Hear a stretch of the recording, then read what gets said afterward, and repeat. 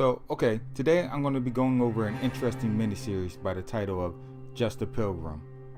To get an idea about the story, I want you to think of Mad Max meets Clint Eastwood with a dab of Hannibal Lecter, which isn't a far-fetched if you read anything from its writer Garth Ennis.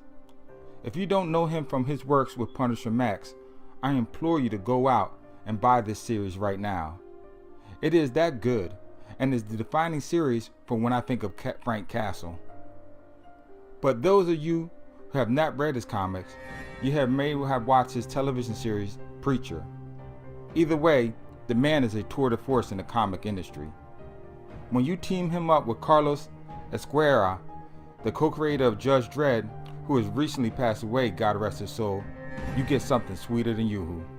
The genre is a post-apocalyptic future where the sun has expanded, swallowing up Mercury, cindering Venus, and scorching the Earth's surface to the point where it's just about barren of water.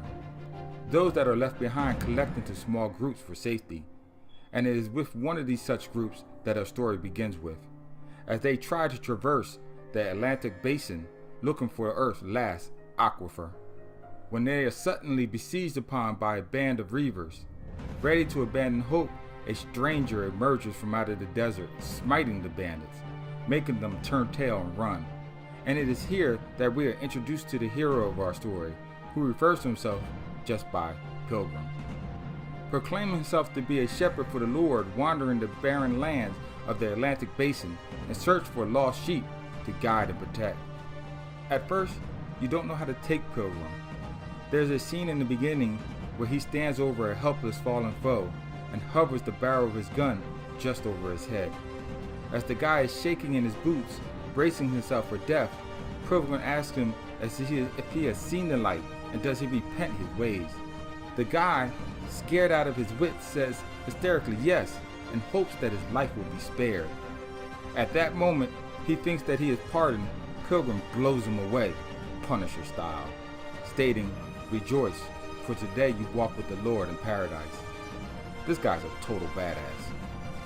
A child in a group named Billy quickly befriends Pilgrim, and it is through the narration of the kid's diary that the story is told. The gun-packing stranger quickly becomes the group's leader, volunteering to lead them through the Atlantic trenches to protect them from the hideous monstrosities that dwell therein.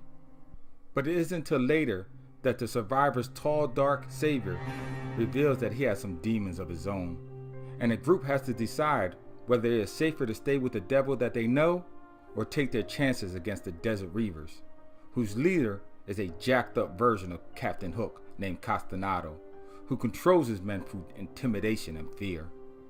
Garth never seems to disappoint. Characters are bizarre, moody, and just outright out there. Besides Castanado, I found the rest of the cast enjoyable to read. He gives them just enough of the panels to the main characters to give them a sense of depth. You get an idea of who they are and their motivations and this bleak life that they lead. That isn't to say that the comic is depressing. I laughed in some parts because of the dialogue and in others because of the dark humor, but that might have just been me. The story is by no means just gratuitous violence though. There are themes of redemption, atonement, faith, hope, and salvation sprinkled throughout. In short, I suggest that you give this comic a chance, as I myself have given it a ranking of good read. Please comment below if you have read this series, as I am interested in all things comic related. Feel free to share this video with others that you think will be interested. Hit that bell icon to be notified when the next episode drops. And as always, my friend, keep reading.